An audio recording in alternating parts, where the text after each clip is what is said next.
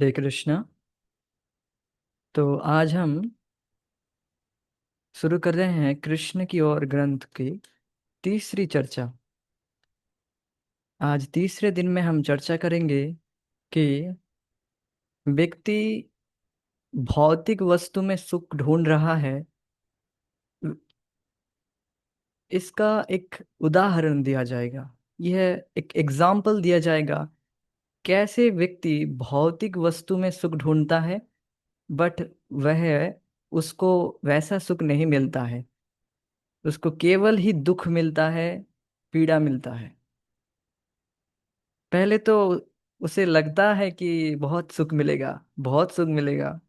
वह बट बाद में उसे केवल केवल ही दुख मिलता है। तो यह एक दृष्टांत के द्वारा आज हम, प्रभुपाद जी बहुत बढ़िया दृष्टांत देंगे, एग्जाम्पल देंगे कि ये कैसे हो रहा है। तो हम आज सुनेंगे।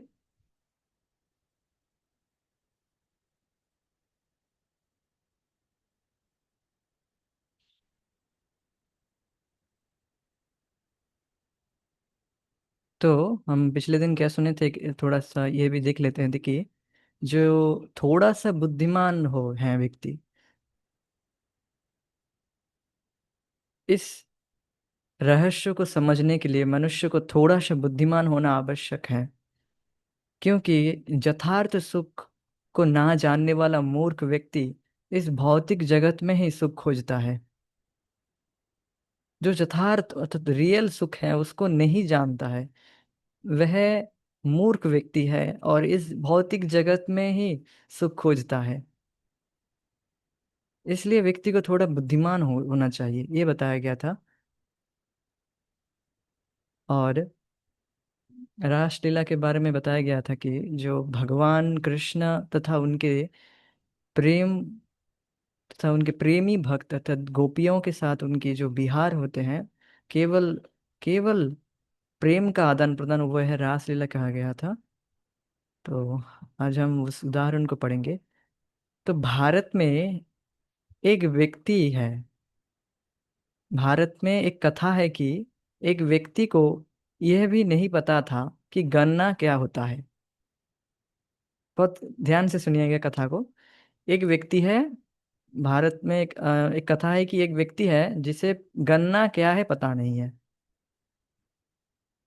उसे केवल इतना बताया गया था कि गन्ना चूसने में बहुत मीठा होता है।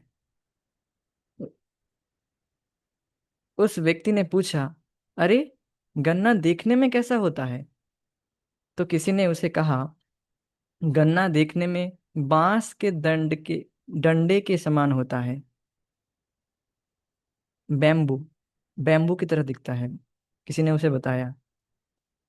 बस यह सुना बस यह सुना ही था कि वह मूर्ख आदमी हर प्रकार के बांस के डंडों को चूसने लगा, परंतु इससे उसे गन्ने की मिठास का अनुभव कैसे हो सकता है? तो वो पूरा पूरा बात नहीं सुना कि कैसे क्या इन्फॉर्मेशन, कुछ नहीं सुना। बस सुना कि वह, अच्छा, ये दिखने में बांस की तरह होता है, तो ठीक है, चलो चलो। बांस, तो बांस चबाने लगा फिर वह, और सुन लिया कि बहुत मीठा है। अच्छा, बहुत मीठा है। तो फिर वह के बांस को चूसने लगा। तो इस प्रकार हम भी सुख और आनंद प्राप्त करने का प्रयत्न कर रहे हैं। तो देखिए, बांस चबाने से क्या होता है व्यक्ति को। बांस अगर तब तो अगर वह व्यक्ति बांस चबाया है, तब उसे कैसा फील हुआ है? बहुत ही कड़वा। वो सुना था कि बहुत मीठा होगा। जैसे ही वो चूसने लगा, पहले तो बांस के जो बाहरी जो हिस्सा है वो थोड़ा सा ठंडा ठंडा रहता है। आप अगर कभी देखे होंगे तो थोड़ा सा ठंडा रहता है। तो पहले उसे थोड़ा सा ठंडक फील हुई। जब भी वह चबाने लगा उसको बहुत ही कड़वा स्वाद का फील होगा। और साथ ही साथ बहुत ही अम, कड़वा और जीभ को छील छील देने वाला है। बांस को अगर आप चबाएंगे तो जीभ तो छिलेगा ही, तो व्यक्ति की जीभ भी छिल जाएगा। और बांस का जो जूस है वह भी बहुत ही कड़वा है। तो इस तरह का स्वाद हम जगत में जब देखते हैं, हमें पहले पहले तो लगता है कि बहुत मीठा होगा, मतलब बहुत आनंद मिलेगा। जब ही हम उसमें प्रवृत्त हो जाते हैं, लग जाता है, तो हमारी जीवा जीवा छिल जाने की वजह से हमारा जो भी हम अपना इंद्रियों को लगाते हैं वो छिल जाता है। हाँ। अब समझ रहे हैं, जीवा छिलने से अब जो भी आप इंद्रिय तृप्ति करने में के सोच रहे थे वो छिल जाता है। मतलब आपको बहुत बढ़िया तरीके से दुख मिलता है।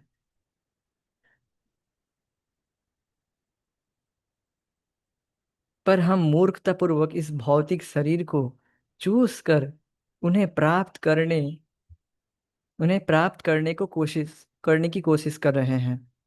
किंतु हम मूर्खता बस इस तो देखिए, इस बांस की तरह ही हम इस भौतिक शरीर को निचोड़ कर इससे सुख में प्राप्त करना चाहते हैं। इसी को तो इंद्रिय तृप्ति कहते हैं। इंद्रिय तृप्ति मीन्स अपने इंद्रियों को घिस कर ये वर्ड मैं यूज करना चाहूंगा। अपने इंद्रियों को घिस कर उसे सुख निकालने के प्रयास, इसे ही इंद्रिय तृप्ति कहते हैं। तो व्यक्ति अगर इस तरह से इंद्रिय तृप्ति करने का प्रयास करेगा तो उसे बांस की तरह ही उसको कड़वाहट और अपने इंद्रियों में पीड़ा पहुंचेगी। अच्छा, जो भी इंद्रिय वह यूज करेगा इंद्रिय तृप्ति के लिए, आंख, जीवा या फिर और जो इंद्रियास हैं, उसे केवल ही केवल दुख मिलेगा। इसलिए तनिक भी सुख और आनंद नहीं मिलता है। क्यों नहीं मिल रहा? क्योंकि हम गन्ने की जगह बांस को अगर चबाएंगे, वैसे ही अगर हम भगवान की सेवा के भगवान के इंद्रियों के प्रसन्न करने के बजाय अगर अपने इंद्रियों को घिसेंगे, तो फिर थोड़ी ही ना आपको सुख मिलेगा।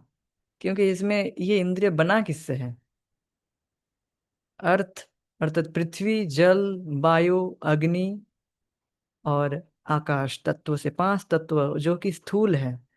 अब मिट्टी ले लीजिए, और मिट्टी, जल, वायु, हवा, पानी, आकाश, तो ये सब पांच तत्व जो मैटर है, जो जड़ पदार्थ है, इन पदार्थ के सम्मिश्रण से हमारे जो स्थूल शरीर है, ये जो मैटर है, मैटर का शरीर बना है। किंतु हम हमारे दिमाग में इतनी बात घुसती नहीं है। हम फिर भी इसी इसी शरीर को घिस कर इसका आनंद लेना चाहते हैं। जैसे आपको एक उदाहरण दिया जाएगा तो बहुत अच्छा समझ में आएगा। कभी कभी इचिंग होता है, बहुत खुजली होती है कहीं पर भी, हाथ में या पैर में, कहीं पर भी अगर खुजली हो जाए तो खुजाने से बहुत आराम मिलता है ना? किंतु अगर आप ज्यादा देर खुजाते रहेंगे तो क्या होता है? वो छिल जाता है वहां पर, और बहुत ज्यादा पीड़ा होता है, दर्द होने लगता है वहीं पर। तो ये इंद्रिय तृप्ति का स्वरूप ऐसा है। पहले तो आपको लगेगा कि बहुत आराम मिल रहा है, दूसरे ही पल बहुत ज्यादा पीड़ा देने वाला है। तो व्यक्ति को सोच लेना चाहिए, जो वस्तु पीड़ा दे रहा है वह कभी सुख नहीं दे सकता है। वह केवल मरुभूमि में मरुभूमि में मरीचिका, अर्थात जो मिराज होता है उसकी तरह है। पानी तो दिखता है बट पानी नहीं होता है, ये भ्रम है। तो कुछ क्षणों के लिए उसमें अल्प सुख और आनंद का आभास हो सकता है, परंतु वह वास्तविक सुख नहीं है, क्योंकि वह अस्थाई है। बहुत ध्यान से सुनिएगा, देखिए, कुछ क्षणों के लिए उसमें अल्प सुख या आनंद का आभास हो सकता है, मतलब दिख रहा है कि अच्छा आनंद मिलेगा, बहुत आनंद मिलेगा, किंतु दूसरे ही पल केवल दुख ही मिलता है। क्यों? क्योंकि ये अस्थाई है। अस्थाई मीन्स जो टेम्पररी है। टेम्पररी चीज कभी आपको सुख नहीं दे सकता है, और जड़ वस्तु टेम्पररी है, वो आज है कल नहीं है। वह आतिशबाजी के खेल जैसा है, जो आकाश में क्षण भर के लिए बिजली की तरह दिखाई दे सकता है, परंतु वास्तविक बिजली तो इससे परे है। आप कभी दिवाली के वक्त कभी आतिशबाजी देखेंगे, वो क्षण भर के लिए कैसे दिखता है, बिजली की तरह दिखता है, जैसे कुछ बिजली कड़की आकाश में जाकर फटता है जब वो आतिशबाजी, तो वैसे लगता है कभी कभी। अब घर पे रहेंगे तो एक लाइट का एक चमकाहट सा लगता है, अरे कुछ लाइट चमका। बट बाहर देख के जाएंगे तो बिजली नहीं, वो तो आतिशबाजी है। बगल वाले लोग भी आतिशबाजी फोड़ रहे हैं, अरे बिजली जैसी कड़की, इतनी जोर से आवाज हुई। तो किंतु ऐसा नहीं है, ये भी हमें धोखा है। तो ये सब अ, केवल इस तरह से केवल हम मूर्ख बनते जा रहे हैं। तो किस ऐसा क्यों है, ऐसा क्यों हो रहा है? क्योंकि साधारण मानव यह नहीं जानता कि सच्चा सुख क्या है, इसलिए वह सच्चे सुख से विचलित हो जाता है। देखिए, साधारण मानव के मीन्स हमारी बात बताया, हमें हमें बताया जा रहा है कि हम सच्चा सुख क्या है तो वो कभी एक्सपीरियंस ही नहीं किए हैं। अब हम इस तरह के जो धोखे का जो सुख है, उसी के पीछे हम भाग रहे हैं, उसी को सुख मान रहे हैं कि अच्छा इसे सुख मिल जाएगा, अच्छा वो सुख देगा, अच्छा। तो इस तरह से हम फंस जा रहे हैं, क्योंकि हमें रियल सुख का तो अनुभव नहीं है। अपने आप को वास्तविक आनंद में स्थापित स्थापित करने की प्रक्रिया, ये कृष्ण भावनामृत की प्रक्रिया है। तो देखिए, ये जो कृष्ण भावनामृत की प्रक्रिया है, इस प्रक्रिया में ही हम अपने आप को वास्तविक आनंद में स्थापित कर सकते हैं। व्यक्ति वास्तविक तो रियल सुख का अनुभव कर सकता है, और करता है भी, जो कृष्ण भावनामृत में थोड़े से भी स्थित हुए हैं। व्यक्ति भगवान की भक्ति का सुख अनुभव करता है। जो भक्त होते हैं वह भुंजे सेवा सुख भोगता है, अर्थात उपभोग करता है बहुत बढ़िया से। सेवा सुख, भगवान की सेवा का सुख अनुभव करता है, भुंजे सेवा सुख। आप कभी इस्कॉन में आएंगे या तब देखेंगे भक्त लोग कितने बढ़िया तरीके से नाचते हैं, कीर्तन में बहुत ज्यादा, बहुत नाचते हैं, बहुत आनंद में नाचते हैं भक्त लोग। प्रसाद के टाइम, और इतना नाचने के बाद तो किसी को भी सहज ही भूख लगेगा बहुत बहुत जोर से। और प्रसाद जब बहुत बढ़िया हो और आपको बहुत भूख भी लगे तो कैसा लगेगा, बहुत तो फीस्ट ही फीस्ट।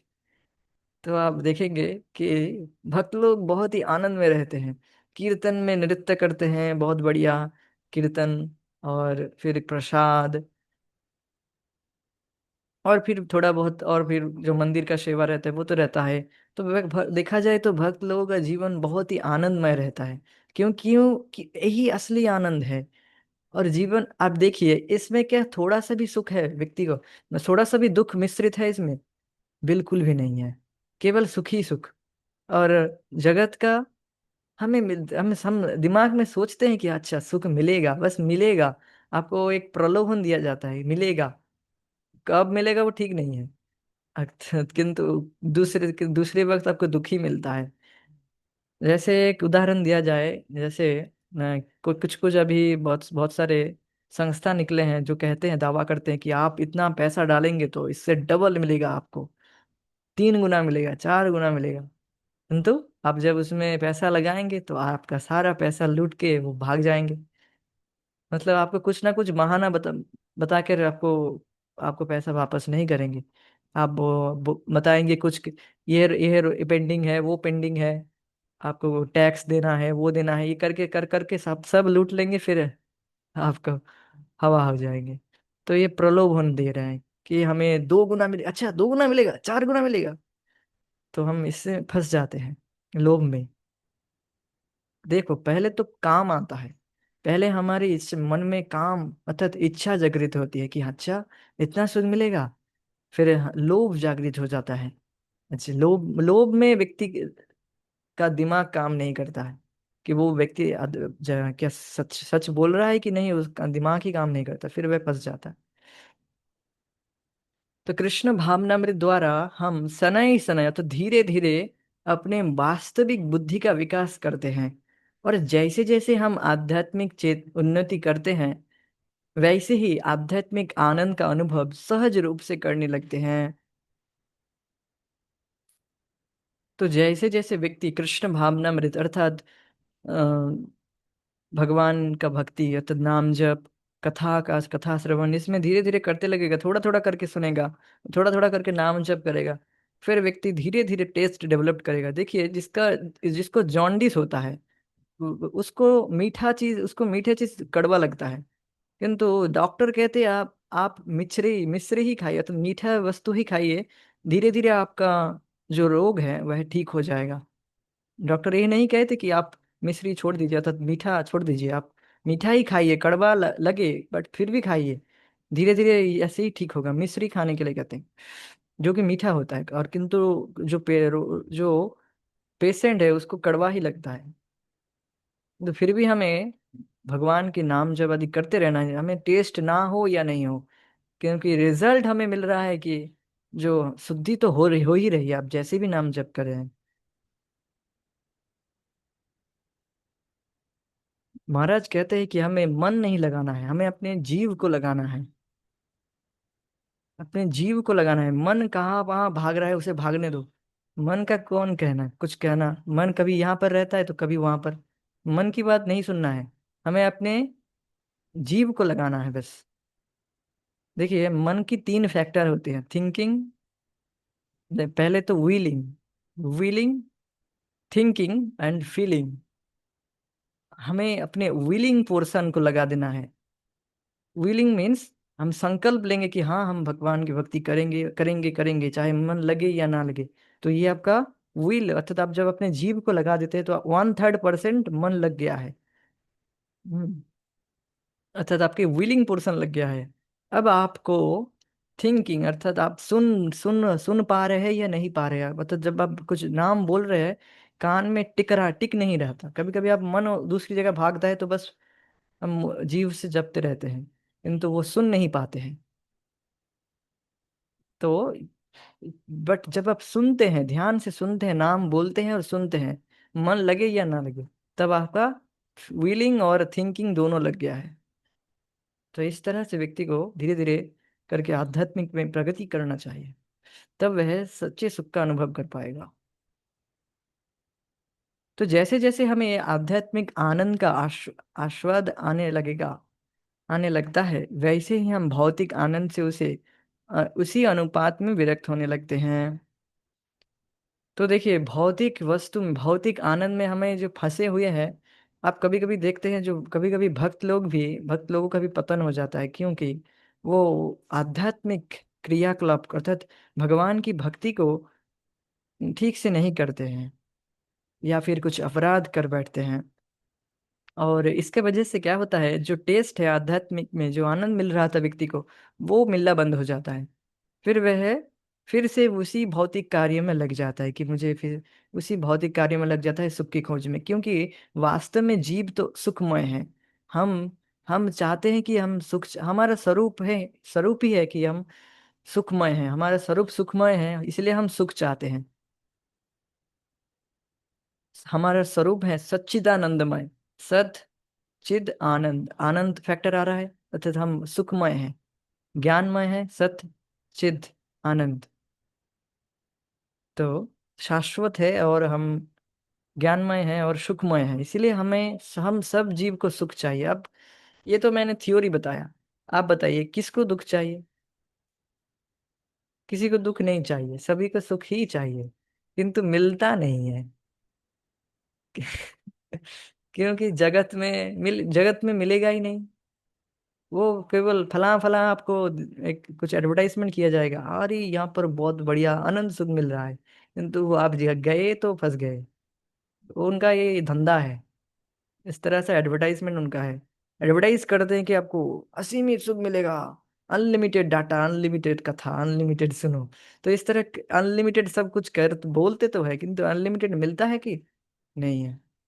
तो केवल ही है हमारे मन में इस तरह का प्रलोभन जागृत कर देते हैं इस तरह के एडवर्टाइजमेंट के द्वारा, केवल हमें बुद्ध बनाया जा रहा है। तो जब हम इस तरह से आध्यात्मिक आनंद को धीरे धीरे उपभोग, आनंद का आस्वादन कर पाएंगे, आस्वादन मीन्स अच्छी तरह से वो अनुभव कर पाएंगे, तभी हम भौतिक आनंद को, जो सो कॉल्ड भौतिक आनंद है, उसको छोड़ पाएंगे। ऐसे आप फोर्सफुल्ली आप अभी त्याग त्याग रहे हैं, अभी हम तो फोर्सफुल्ली त्यागते हैं भोगों को, किंतु सतो भोग छूट जाएंगे जब हम ध्यान से बहुत ही गंभीरता पूर्वक भगवान के नाम को जप कर, भगवान के नामों का जप करेंगे, भगवान के कथा में अपना टेस्ट अपनी टेस्ट डेवलप करेंगे। देखिए, हम जगत में बहुत सारे कथा तो सुनते ही हैं, ऐसा नहीं है कुछ सुनते नहीं है। कुछ ना कुछ तो हमें सुनना होता है, चाहे वह यूट्यूब हो, फेसबुक हो, कुछ भी, हम सोशल मीडिया में कुछ ना कुछ सुनते ही रहते हैं। हमें बस अपने इन सुनना बंद नहीं करना है। कृष्ण भावनामृत बहुत कमाल का है। आपको यह नहीं कहा जाएगा कि आप सुनना बंद कर दीजिए, खाना बंद कर दीजिए, या सोना बंद कर दीजिए, ये सब कुछ नहीं कहा जाएगा आपको। आपको बस बताया जाएगा आप सब कुछ करिए, बट कृष्ण के संबंधित करिए। सुनिए, कृष्ण कथा सुनिए, गाना सुनना है, कीर्तन सुनिए, बढ़िया कीर्तन। और भूख लगी है, बढ़िया प्रसाद पाइए, सब कुछ व्यवस्था है। बट हमें शुद्ध बस कृष्ण के संबंधित करना है आपको। उन उस तरह के भक्त संग में आना है, फिर वो भी एक बात है, तब आप इस तरह के सुख का अनुभव कर पाएंगे। तो जब हम परम सत्य को समझने में प्रगति करते हैं, तो स्वाभाविक रूप से ही हम इस झूठे सुख से विरक्त होने लगते हैं। कोई मानव अगर किसी न किसी प्रकार कृष्ण भावनामृत की उस स्थिति पर पहुंच जाता है, तब परिणाम क्या होता है, तो वो इस श्लोक में बताया जाएगा। कि कोई मानव अगर किसी प्रकार से कृष्ण भावनामृत अर्थात भगवान की भक्ति में रुचि जागृत कर ले, तो क्या होगा, उसको क्या लाभ होगा। यम लब्धा चा परम लाभम मन्यते नाधिकम तथा यस्मिन् स्थितो न दुखेन गुरुनापि विचाल्यते। यम लब्धा चा परम लाभम मन्यते नाधिकम तथा यस्मिन् स्थितो न दुखेन गुरुनापि विचाल्यते। तो यम लब्धा चा परम, जिस जिस अवस्था को लाभ करके, मन्यते नाधिकम ततः, और कुछ नहीं चाहिए, बस और कुछ नहीं चाहिए। जैसे आप जब जब आपका पेट बिल्कुल फुल रहता है, फिर आपको कुछ खाने के लिए बताया जाएगा, फिर आप कुछ खा पाएंगे। अरे अरे, नहीं नहीं नहीं नहीं, बिल्कुल हम तृप्त हो चुके हैं, बिल्कुल पेट भर गया है, एक दाना भी नहीं खा सकते। तो वैसे ही जब व्यक्ति कृष्ण भावनामृत में अनंत सुख का अनुभव कर रहा है, बिल्कुल रमा हुआ है, फिर वह क्यों माया में पड़ेगा, क्यों वह भौतिक सुखों में सुख को भोग करने के लिए जाएगा। क्योंकि वो ऑलरेडी उसका पेट भरा हुआ है, ऑलरेडी ही इज सेटिस्फाइड। व्यक्ति तो सेटिस्फिकेशन के लिए ही ढूंढ रहा है, व्यक्ति, हम सब सेटिस्फाई होने के लिए तो जगत में ढूंढ रहे हैं, यहाँ वहां ढूंढ रहे हैं, मुंह मार रहे हैं कि यहाँ सुख मिल जाएगा, वहां सुख मिल जाएगा। तो किंतु जब व्यक्ति कृष्ण भावनामृत में अर्थात भगवान के कथा में, भगवान के कीर्तन में और भगवान के प्रसाद में बहुत बढ़िया से आनंद लेता है, तब वह इस तरह के सारे सुख को बिल्कुल आसानी से छोड़ देता है। मन्यते, और कुछ नहीं चाहिए, हमें कुछ नहीं चाहिए। मन्यते नाधिकम ततः जस्मिन स्थितो न दुखे न गुरु नापि विचाल्यते। और इस तरह से कोई अगर स्थित हो जाता है, तब गुरु नापि मतलब बहुत ही घोर विपत्ति भी आए, तब भी वह उसको दुख नहीं दे सकता है। उस व्यक्ति को घोर विपत्ति आ गई जीवन में, फिर भी वह विचलित नहीं होता है, वह दुखी नहीं होता है, उसको कोई दुख नहीं दे सकता। तो सोचिए कितनी कमाल की बात है ना। घोर विपत्ति आए फिर भी कोई दुख नहीं हो रहा है, वो आनंद आनंद में है। स्ट्रेंज है ना स्ट्रेंज। अगर आपके घर में बिजली कड़क जाए, ऐसा ना हो, भगवान ऐसा ना करे, फिर भी ऐसा बोल रहे हैं कि आप डरेंगे नहीं, गुरु नापी विचार लेते आप तो भागेंगे बहुत दूर। किंतु जो इस तरह से स्थित है, वह इस तरह से वह विचलित नहीं होगा, क्योंकि उस भगवान के वो सरेंडर्ड है। उसके बिजली कड़की ही, उसके ऊपर बिजली नहीं कड़की, कभी कभी भी नहीं कड़केगी। साइड में गिर जाएगा, किंतु उसके ऊपर नहीं गिरेगी, क्योंकि वो भगवान के शरणापन्न हो गया है व्यक्ति। जैसे अम्बरीश महाराज के ऊपर जब दुर्वासा ऋषि दुर्वासा बहुत ही कुपित हो गए थे, तो उनके ऊपर कृत्वा छोड़ दिए थे। कृत्वा, कृत्वा मीन्स बहुत भयानक राक्षसी। और जो कि किस तरह था वर्णन किया गया है, जो कि जब पृथ्वी, जब पूरा ब्रह्मांड का लय होता है, जब ब्रह्मांड नष्ट होने लगता है, तब बहुत पूरी तरह चारों ओर अग्नि लग जाता है। वैसे वो राक्षसी इस तरह का भयानक था। वो अम्बरीश महाराज को मारने में लगा था, मारने के लिए दौड़ा था। तभी सुदर्शन प्रकट हो गया और उस कृत्वा अर्थात राक्षसी को तुरंत जला के राख कर दिया। तो बताया जा रहा था, जब वो वह राक्षसी जो कि इतना भयंकर था, काल स्वरूप था, जब काल स्वरूप मतलब समझ रहे हैं कि जो कि पूरे ब्रह्मांड को नष्ट करने के समय जो हीट जनरेट होता है, वैसा हीट उससे निकल रहा था, उस राक्षसी से। और हाथ में बहुत बड़ा तलवार लेके वो अम्बरीश महाराज के ऊपर भागा मारने के लिए। किंतु अम्बरीश महाराज बिल्कुल शांत थे, कुछ कुछ भागे भी नहीं, कुछ नहीं किए, बिल्कुल अपने जगह पर खड़े रहे। कुछ ऐसा नहीं कि बहुत भागे या बहुत डर गए थे, ऐसा कुछ नहीं, बिल्कुल भगवान की भक्ति में स्थित। तो तो सोचिए, इस तरह का अवस्था कौन प्राप्त नहीं कर सके, करने की अभिलाषा करेगा। जस्मिन स्थितो न दुखे न गुरु ना भी विचालते। घोर विपत्ति भी आए, फिर भी आप विचलित नहीं होंगे, क्योंकि आपको पता है कि मैं तो कृष्ण के शरणापन्न हूँ।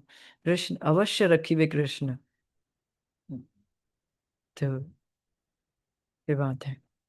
तो इस सुख को प्राप्त करके साधक फिर किसी और सुख को बड़ा नहीं समझता है। उस स्थिति में स्थिर होने पर वह बड़े से बड़े दुख में भी विचलित नहीं होता।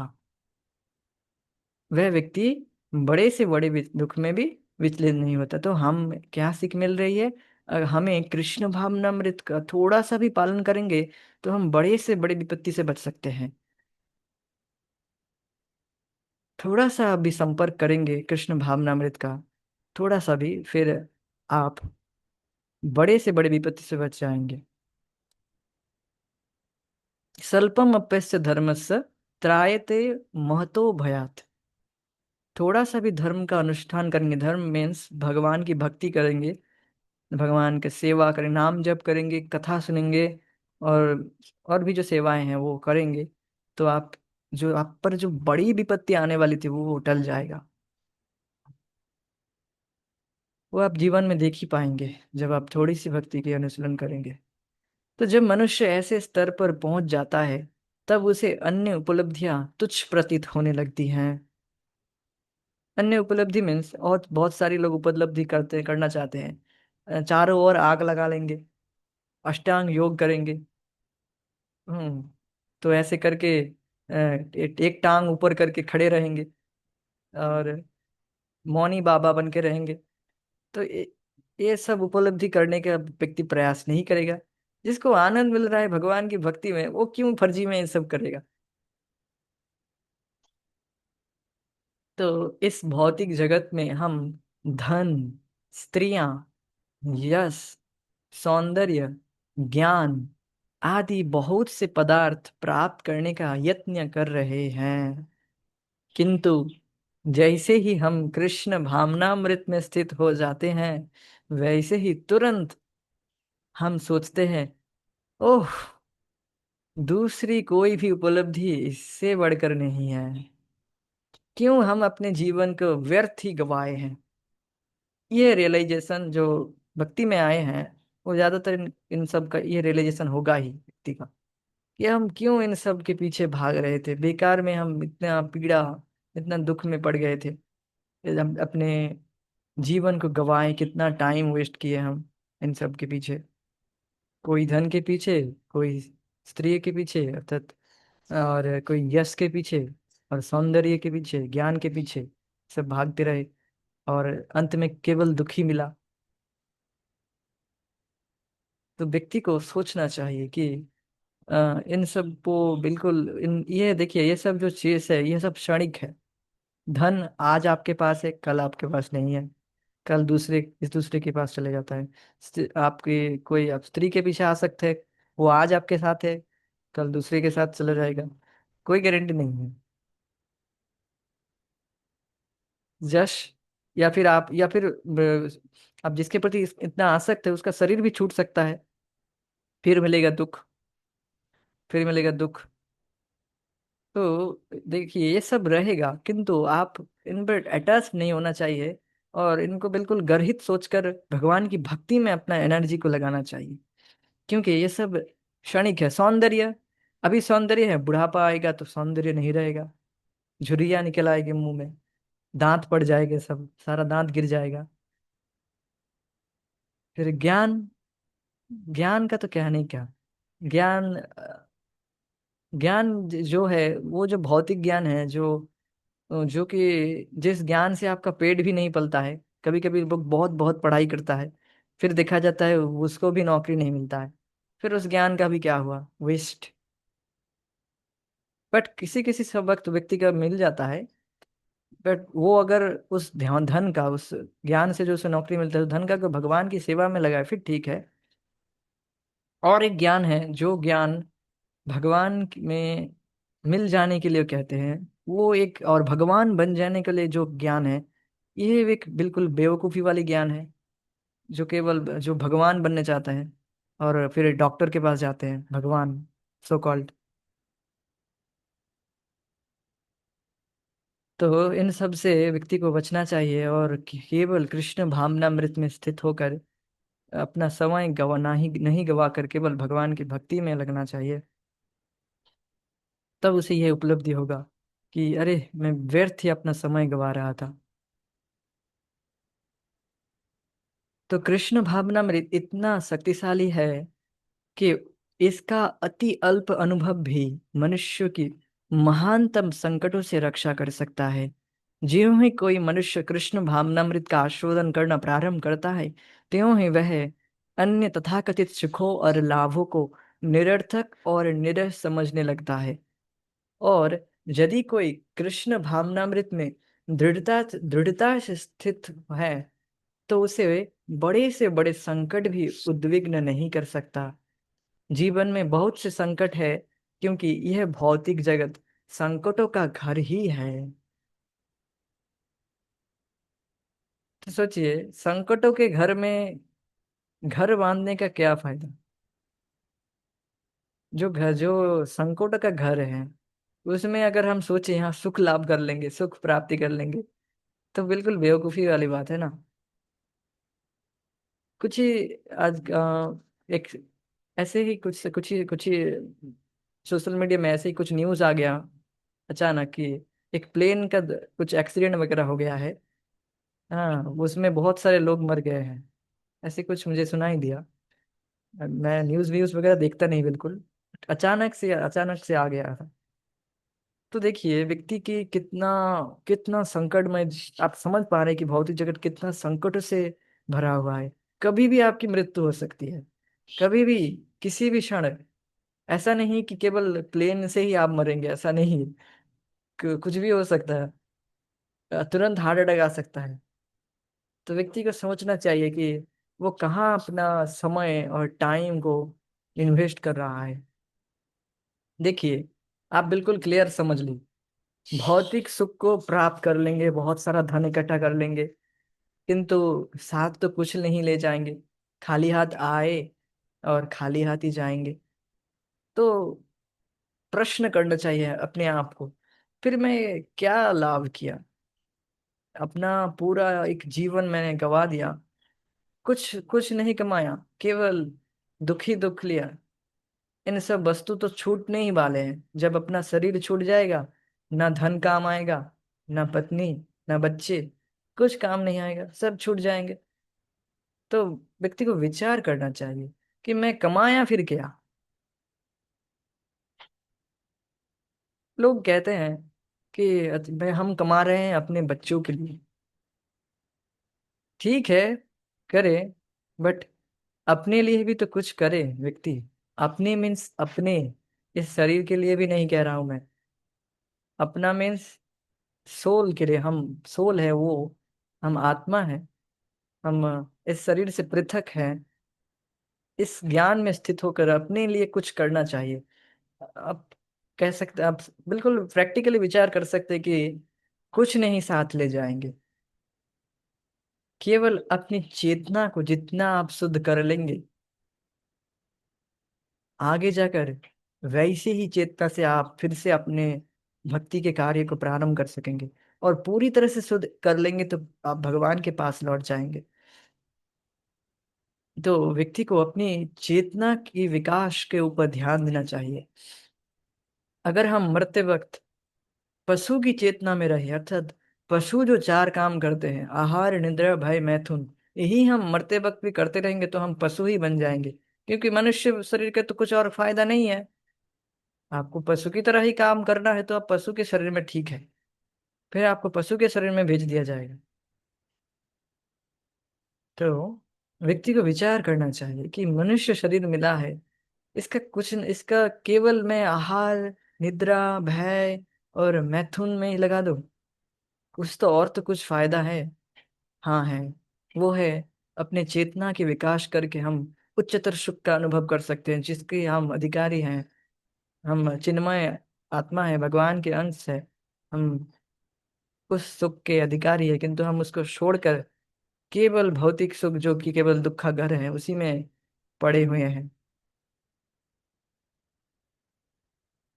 देखिए हम इस तरह से है कि अ, माया ऐसे प्रलोभन देता है कि जेल में ही तुम्हें अच्छे से, जेल में ही तुम्हें जो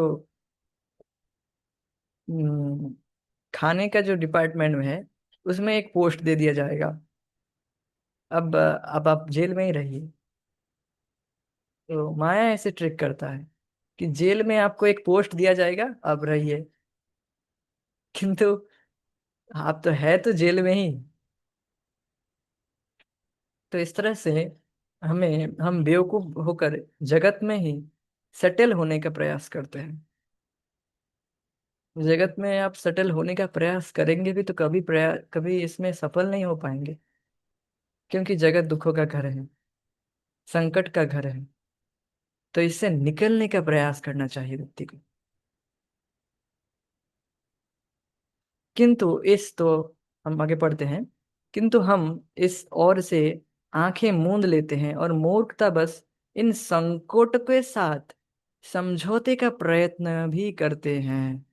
तो यही बात मैं बता रहा था कि जेल में ही हम अपने संकटों से समझौता करने लगते हैं कि अच्छे, फिर भी इन्हीं से व्यक्ति समझौता करने का प्रयास करता है। इतना ज्यादा दुख मिलता है, फिर भी उसी दुख के पास फिर से चला जाता है व्यक्ति, दुख भोगने के लिए।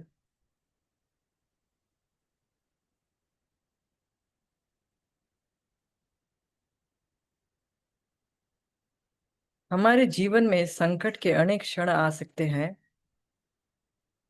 किंतु यदि हम कृष्ण भावनामृत का अभ्यास करते हुए भगवत धाम लौटने की तैयारी करें तो हमें संकटों की चिंता नहीं रहेगी। उस समय हमारी मनस्थिति यह रहेगी, सं, संकट तो आते जाते ही रहते हैं, कोई चिंता नहीं, आने दो। तो इस पर चर्चा हम आगे करेंगे कि इस तरह से अगर हम स्थित होएंगे तो हम अपने इस तरह के कॉन्फिडेंस में रहेंगे कि अच्छा, जो व्यक्ति इस तरह से स्थित हो गया है तो फिर वह बिल्कुल बेफिक्र रहता है कि संकट तो आते ही जाते हैं, फिर आने दो संकट को। इस पर हम चर्चा आगे करेंगे। वो सुनने के लिए आप टू बी कंटिन्यूड। हाँ, तो आज हम यहीं पर रुकते हैं। हरे कृष्ण। जय श्री प्रभुपाद निताय गौर प्रेमानंदे। हरि हरि बोल।